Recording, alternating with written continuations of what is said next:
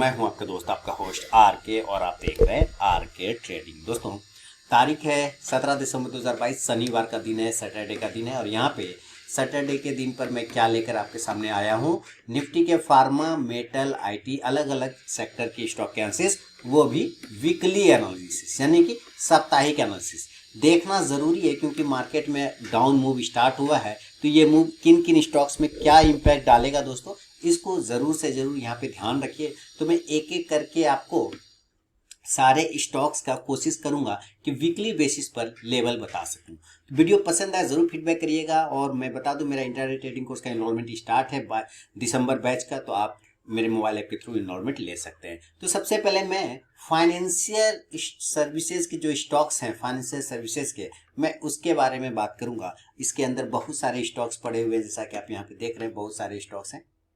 तो एक एक करके सब देखेंगे। और यहाँ पे ये जो आप देख पा रहे हैं, ये कौन सा है, ये बिंजे का ट्रेडिंग टर्मिनल है, डेस्कटॉप ट्रेडिंग टर्मिनल, जो कि एस्प्रेसो मर अकाउंट जब खुलवाइएगा, एस्प्रेसो का जब अकाउंट आप ओपन करवाइएगा मेरे लिंक के थ्रू, तो आपको ये सॉफ्टवेयर ट्रेडिंग टर्मिनल मिल जाता है, एस्प्रेसो के थ्रू आपको प्रोवाइड कर दिया जाएगा। आप उस पर बहुत ही ज़बरदस्त है। तो सबसे पहले हम लोग यहाँ पे एक्सिस बैंक के देखेंगे, इसका वीकली चार्ट देखना है हम लोग को, जिसका भी देखना है वीकली देखेंगे हम लोग, डेली पर भी नहीं देखेंगे, क्योंकि डेली पे देख के कोई फायदा है नहीं। हम पूरे वीक का अगर लेना चाहें, पूरे वीक का व्यू लेना चाहें, तो उसके लिए ज़रूरी है कि हमें वीकली चार्ट को ही देखने का कोशिश करना। थोड़ा मैं इसको जूम कर देता हूँ, थोड़ा और बड़ा कर देता हूँ। चलिए, अब आप यहाँ पे समझते हैं थोड़ा सा कि ये वीकली, ये डेली का चार्ट है। अभी फिलहाल डेली है। डेली आप कहाँ पे देख पा रहे हैं, यहाँ पे नीचे में लिखा हुआ है डेली। अब हम इसको बदल देंगे और इसको बदल के कर देंगे वीकली, और ये कर दिया मैंने वीकली। चलिए, अब ये देखिए वीकली पर आ गया। अब ये वीकली पे क्या दिखा रहा है, साफ सुथरा दिखा रहा है कि 950 रुपए एक रजिस्टेंस एरिया है वीकली चार्ट पे। और अभी हमारा क्लोजिंग हो रहा है 935 के आसपास में, 930 आसपास 5 के आसपास में क्लोजिंग चल रहा है। तो 935 के ऊपर, 950 के ऊपर अगर निकलता है तभी मूवमेंट स्टार्ट करेगा। निगेटिव कब होगा, निगेटिव होगा 900 रुपए के नीचे। याद रखिए, एक्सिस बैंक जब तक 900 के ऊपर ट्रेड कर रहा है ये पॉजिटिव है, 900 के नीचे आने पे ही ये निगेटिव होगा, अदरवाइज कोई दिक्कत वाली बात नहीं है एक्सिस बैंक में। इसके अलावा हम लोग बजाज फिनसर्व की तरफ चले, तो देखिए बजाज फिनसर्व के चार्ट की भी बात करें, अभी आपके सामने में बजाज फिनसर्व का चार्ट हाजिर हो जाएगा। हाजिर हो जाओ बजाज फिनसर्व का चार्ट। ये देखिए, ये भी सारे वीकली बेसिस पे। अब बजाज फिनसर्व ने भी एक कंफ्यूजन तैयार किए हुआ है। ये कह रहा है कि मैं जब तक 1550 के ऊपर बैठा हूं तब तक मजबूत हूं। 1550 के नीचे आप सेल करें, कहीं कोई दिक्कत वाली बात नहीं, आप सेल करके चल सकते हैं। ऊपर जाने के लिए कम से कम 1700 का लेवल है बजाज फिनसर्व में। जब तक ये 1700 के लेवल, इंपॉर्टेंट लेवल 1700 को जब तक ये ब्रेक नहीं करे, तब तक बजाज फिनसर्व में मूवमेंट स्टार्ट नहीं होगा। तो 1700 के ऊपर निकले तो मूवमेंट करेगा, अदरवाइज 1550 के नीचे निकलने पे गिरावट आपको दिखाएगा बजाज फिनसर्व। चलिए, हम लोग आगे चले बजाज फाइनेंस की तरफ में। और बजाज फिनसर्व का जुड़वा भाई हो गया बजाज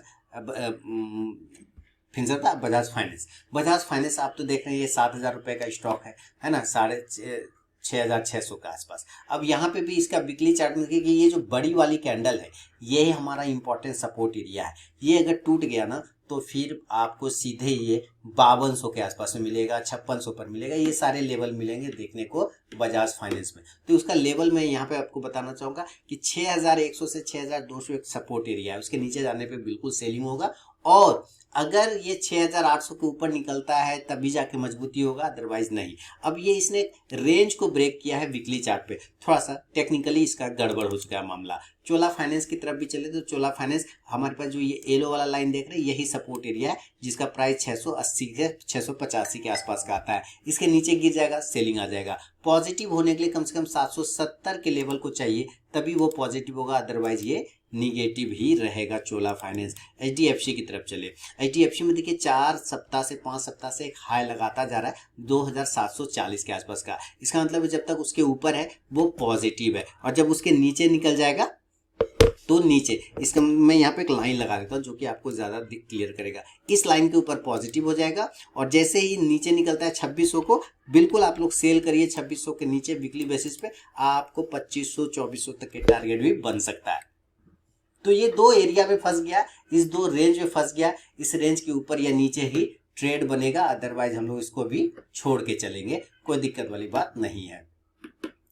अब इसके अलावा HDFC बैंक की तरफ, सॉरी HDFC बैंक ने HDFC AMC की बात करेंगे। तो सबसे पहले आप देखिए यहाँ से हटा देते हैं, HDFC AMC को लगाते हैं और HDFC AMC क्या बता रहा है कि 2300 हमारा एक हर्डल है वीकली चार्ट पर। अगर हम 2300 को ब्रेक डाउन कर दे, ऊपर ब्रेकआउट कर दें तो 2400 तरफ जाएंगे, 2500 जाएंगे। सपोर्ट हम 2000 का रखेंगे, 2050 का रखेंगे, उसके नीचे जाने पे ही HDFC AMC में आपको कमजोरी नजर आएगा एसेट मैनेजमेंट। तो अब चलते हैं HDFC बैंक की तरफ। ये स्टॉक थोड़ा सा मूवमेंट दिखा रहा था जो कि बैंक निफ्टी को ऊपर ले जाएगा, बहुत अच्छे तरीके से इसी ने लेके गया है। 1670 75 ये रेजिस्टेंस है, राउंड नंबर पकड़ के चलते हैं तो 1700 के आसपास का एक रेजिस्टेंस एरिया है। 1700 के ऊपर जाने पर मजबूती आएगा, लेकिन मेरे ख्याल से अभी थोड़ा आपको झुलाएगा, हवा में लटकाएगा। जैसा कि पिछले वीडियो में मैंने आपको एक अलर्ट दिया था 7 तारीख की या 10 तारीख के आसपास की मार्केट गिरेगा, और गिरना भी था, उसके लॉजिक बताए थे मैंने कि क्यों मार्केट गिर रहा है, गिर सकता है, क्या क्या चांस बन सकते हैं, वो सारे लॉजिक मैंने वहां पे समझाया था। आप उस वीडियो को जरूर एक बार देखिए तो बहुत सारा कंफर्मेशन क्लियर आपको हो जाएगा।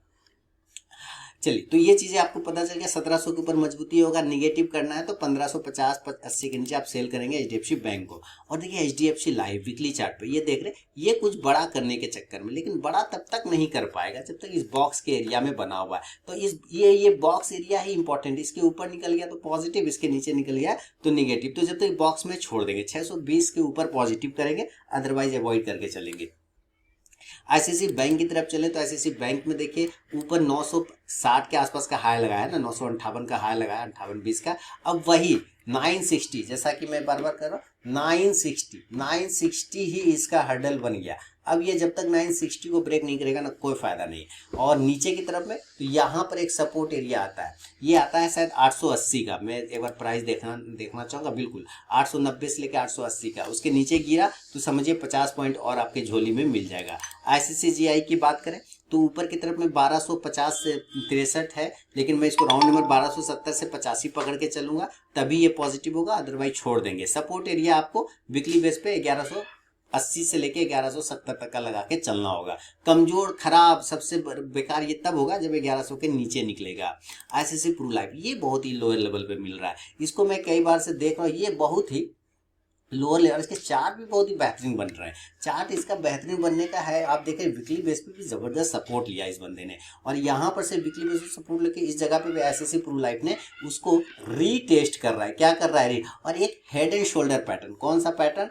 Head and shoulder pattern. कैसे हेड एंड शोल्डर पैटर्न बना रहा है? ये हेड है, ठीक है, ये क्या है? ये हेड, आप ऐसे समझे। और यहाँ से देखिए ये शोल्डर बन गया, फिर यहाँ से आया, फिर एक शोल्डर बना, और फिर ये आ रहा है। तो ये लेफ्ट शोल्डर, ये राइट शोल्डर, और ये हेड हो गया। तो head and shoulder, this is neck line. Neck line तो ब्रेक डाउन हो गया, तो यहाँ पे प्रॉब्लम हो गया है ICICI प्रू लाइफ में। नजर रखें ICICI प्रू लाइफ को, अगर ये एरिया जो कि महत्वपूर्ण सपोर्ट एरिया है, बेस पॉइंट, अगर वो ब्रेक डाउन हो जाता है तो आपको गिरावट देखना पड़ेगा। लेकिन मैं फिर से बता दूं, तब तक डरना नहीं है जब तक हम 430 के ऊपर खड़े हैं। 430 के नीचे जाने पे बिल्कुल सेल आउट करिए, और 490 500 इसके ऊपर जाने पर फिर ICICI प्रू लाइफ में एक अच्छा मूवमेंट बनेगा। आगे चलते इंडियन एनर्जी एक्सचेंज IEX, एक समय था ये स्टॉक का काफी जलवा हुआ करता था। इसके बाद आया अडानी पावर का जमाना, उसके बाद आया टाटा पावर का जमाना, और इसका जलवा को थोड़ा कंट्रोल किया उसने, और अभी भी जलवा बरकरार है। छोटे प्राइस का स्टॉक है और अक्सर टीवी पे आता रहता है, तो इस वजह से लोगों का अट्रैक्शन बना है। लेकिन हमें अट्रैक्शन से मतलब नहीं, हमें प्राइस से मतलब है। 160 160 के ऊपर जाएगा तो पॉजिटिव है, सीधी सी बात समझिए, और 120 के नीचे जाएगा तो निगेटिव है, सीधी यहाँ पे मामला जम रहा है IEX पे। तो ये लेवल वीकली बेस पे नजर रखिए, यहाँ पे जो भी आंसर कर रहा हूँ वीकली बेस पे कर रहा हूँ। अब देखिए 1840 आ गया कोटक बैंक वीकली चार्ट पे। जाहिर सी बात है पिछले 2 सप्ताह से इसने जो भी मूवमेंट दिखाया वो निगेटिव ही दिखाया है ना। यहाँ पे भी देख रही है पिछला सप्ताह का मूवमेंट और ये सप्ताह का मूवमेंट, मंडे से फ्राइडे तक का जो भी है वो पूरा एक वीक होता है। तो उस एक वीक का ये रिजल्ट है कि वीकली बेस पे भी इसने निगेटिव ही रिटर्न दिया है आपको। अब यहाँ पे देखिए जो सपोर्ट एरिया बना रहा है वो राउंड नंबर का 1800 है दोस्तों। 1800 के नीचे अगर निकल गया एक ट्रेंड लाइन का सपोर्ट एरिया, अगर वो ट्रेंड लाइन का सपोर्ट एरिया तोड़ देता है तो गिरावट बढ़ जाएगा। 1820 के नीचे भी आएगा तो कमजोर बन जाएगा ये, और फिर 1800 तक का एक राउंड नंबर आ सकता है। ऊपर जब तक 1950 को ब्रेक नहीं करे तब तक पोजीशन नहीं बनेगा पॉजिटिव। इसके अलावा हम लोग मुथूट फाइनेंस की तरफ चले। मुथूट फाइनेंस में भी सेम कंडीशन है, सपोर्ट एरिया 940 जो कि देखिए लगभग 100 पॉइंट ऊपर है और ऊपर की तरफ में 1150 से 1175 इस रेंज के अंदर जब तक रहेगा ट्रेड नहीं करेंगे। पीएफसी पावर फाइनेंस की तरफ चलें, छोटे प्राइस का स्टॉक, मेरा शॉर्ट टर्म कॉल भी दिया हुआ था, स्विंग ट्रेडिंग कॉल भी था पीएफसी पे, और आप लोगों ने पीएफसी में बहुत अच्छा प्रॉफिट बनाया स्विंग कॉल में, लेकिन फीडबैक बिल्कुल भी नहीं दिया। मैंने इसके ऊपर आपको बाइंग दिया था और देखिए सारे टारगेट बन गए, है ना। ये चीजें मैंने समझाया भी था कि क्यों आपको पोजीशन बनाना है। इसको डबल बॉटम कहते हैं, this is one bottom, this is second bottom, और ये अप साइड का ये हायर लो बोलता है। ये एक लो है, उससे ऊपर ये हायर लो है, इस हायर लो को भी ऊपर की साइड में सस्टेन किया, तो जबरदस्त तरीके का एक मूवमेंट बना पीएफसी में। फिलहाल अभी हम पीएफसी में कुछ भी नहीं करेंगे। 135 रुपए ये हमारा सपोर्ट एरिया है, ये टूटता है तो निगेटिव हो जाएगा, और 145 हमारा रेजिस्टेंस है, इसके ऊपर जाएगा तो पॉजिटिव हो जाएगा, 135 के नीचे निगेटिव हो जाएगा। अगर मैंने यहाँ पे पॉजिटिव बोला है तो माफी चाहूंगा, 135 के नीचे निगेटिव हो जाएगा निगेटिव, और 145 के ऊपर पॉजिटिव हो जाएगा पॉजिटिव, ध्यान रखिएगा। आप अपने भी रिसर्च एनालिसिस जरूर कर लें। और इसके अलावा रेक लिमिटेड की बात कर रहे हैं, इसके भी टारगेट मेरे आगे थे, कहीं कोई टेंशन नहीं, 115 वाला टारगेट था वो डन हो गया। तो जब तक 109 के नीचे नहीं आता तब तक कोई दिक्कत नहीं, 109 106 ये सब सपोर्ट है, उसके नीचे गिरने पे गिरावट हो जाएगा, और 117 से 18 ऊपर जाएगा तो ये पॉजिटिव हो जाएगा। एसबीआई कार्ड ये भी एक ऐसा स्टॉक है जो कि ललचा रहा है लोगों को, है ना, क्योंकि ये बिल्कुल अपने सपोर्ट एरिया से बार बार बाउंस करने की कोशिश कर रहा है। हमें ललचना नहीं है, 840 के ऊपर निकलेगा तभी पोजीशन लेंगे। मैं लिखता भी जा रहा हूँ एसबीआई कार्ड 840 ये इंपॉर्टेंट लेवल है, इसके ऊपर जाएगा तभी एसबीआई कार्ड जो है पॉजिटिव होगा। 840 रट लीजिए इस चीज को, जब तक 840 के ऊपर नहीं निकलेगा पोजीशन नहीं लेना। नेगेटिव होने के लिए 750 इसके नीचे जाएगा बिल्कुल सेलिंग बनेगा, इस बात का ध्यान रखना है एसबीआई कार्ड में वीकली बेसिस पर। इसके अलावा हम लोग एसबीआई लाइफ की तरफ चले दोस्तों, तो एसबीआई लाइफ में आप देखिए 1350 का एक हर्डल है, उसके ऊपर निकलेगा तो मजबूत हो जाएगा, और 1150 का सपोर्ट है, उसके नीचे निकलने पर कमजोर हो जाएगा वीकली चार्ट पर। एसबीआई इसका तो एक साल का पूरा टारगेट ही हम लोगों का था 600 से ऊपर का, जो कि हमारा काम तो लगभग हो गया। 627 का इसने हाई लगा दिया, जबरदस्त नीचे से ऊपर तक हम लोगों ने रैली एंजॉय किया, बहुत अच्छा मूवमेंट बना, लेकिन अब थोड़ा सा मूवमेंट में थकावट आ सकता है एसबीआई में, तो नजर रखें एसबीआई में। एसबीआई अगर नीचे 590 को ब्रेक करता है तो एक बार छोटे समय के लिए आपको प्रॉफिट बुकिंग आ सकता है। 590 के नीचे आने पे ये हो सकता है ये आपको 550 से लेके 525 तक के लेवल दोबारा क्लेम करता हुआ नजर आ जाए। 630 के ऊपर अगर निकलता है तब ये 660 जो हमारा फाइनल टारगेट है वहां तक पहुंचने की कोशिश करेगा। तो ये है एसबीआई। इसके अलावा हम लोग एसआर ट्रांसफिन की तरफ चलें, और एसआर ट्रांसफिन क्या बता रहा है हम लोगों को कि ये पॉजिटिव है, वीकली चार्ट पे भी ऐसा ट्रांसफर जबरदस्त पॉजिटिव है, लेकिन अभी 1430 एक हर्डल है, 1430 इसके ऊपर जाने के बाद ही हम लोग पोजीशन में कुछ मूवमेंट होता हुआ देख सकेंगे। जब तक इसके ऊपर नहीं जाएगा कुछ भी नहीं करेंगे।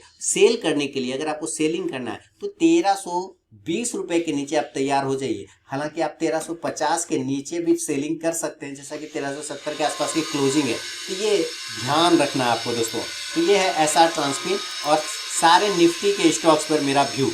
तो ये निफ्टी के दोस्तों फाइनेंशियल सर्विसेज के जितने स्टॉक्स थे मैंने लगभग उन सब की एनालिसिस वीकली चार्ट पर कर दिया है। उम्मीद है एनालिसिस पसंद आया हो, जरूर फीडबैक करें, और टेलीग्राम चैनल को ज्वाइन कर सकते हैं। लाइव मार्केट में कॉल के आरके ट्रेडिंग मोबाइल ऐप को भी आप डाउनलोड कर सकते हैं, और साथ ही मेरा इंटरडे ट्रेडिंग कोर्स का एनरोलमेंट स्टार्ट है दिसंबर बैच के लिए, आप मोबाइल ऐप के थ्रू एनरोलमेंट ले सकते हैं। तो चलिए मिलूंगा नेक्स्ट वीडियो में दूसरे सेक्टर के एनालिसिस के साथ, तब तक के लिए बहुत बहुत धन्यवाद दोस्तों।